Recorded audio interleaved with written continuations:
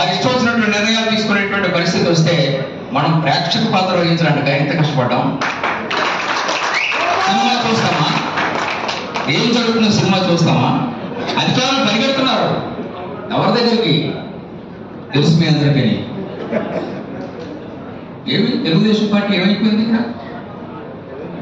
అధికారులు గుర్తులేదా? ఈవేళకి కూడా 75% అధికారులు ఇక్కడ అనకాపల్లిలో ఉన్నటువంటి వారు వైఎస్ఆర్ పార్టీకి కుక్కల్లో పనిచేస్తారని మీ అందరికీ దయచేసి కంచా తీయండి, కొరడా తీయండి, మీ వెనకాల మేము ఉంటాం. వెనకాల మనం పరిగెత్తాల్సినటువంటి అవసరం లేదు, ఒకరి కార్యాలయాన్ని మనం పరిగెత్తాల్సినటువంటి అవసరం లేదు. ఈ కార్యాలయం నడపండి, ఈ కార్యాలయం నడిపితే మేము కూడా వస్తాం. ఈ కార్యాలయం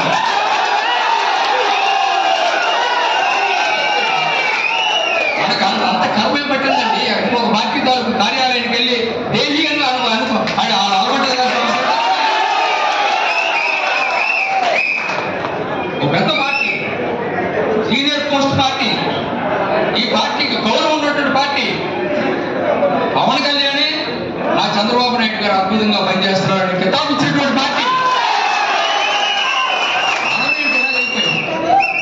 మనమేంటి ఎలా అయిపోయాం? నాకు సిక్కేస్తుంది.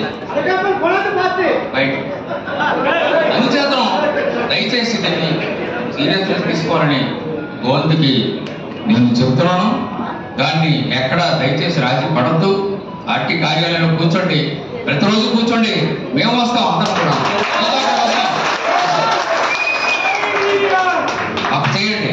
పార్టీ కార్యాలయం జగదీష్ బాబు కట్టించాడు, అది జిల్లా పార్టీ కార్యాలయం ఉంది. దయచేసి ఆ కార్యాలయం వర్కౌట్స్ గారిని కోరుతున్నాను. ఎందుకంటే ఆ కార్యాలయం వాడుకోండి. ఆ వర్క్ ఆ ఉన్నటువంటి పనికి కూడా అందరికీ కూడా అనుకూలంగా ఉండేటువంటి పరిస్థితులు రావడం అనేటువంటి జరుగుతుంది. కాబట్టి ఇవన్నీ కూడా మనం చూడాలి. తర్వాత నేను ఇంకోటి కోరాను గతంలో, ఆవిడ మీరు ఉన్నారు.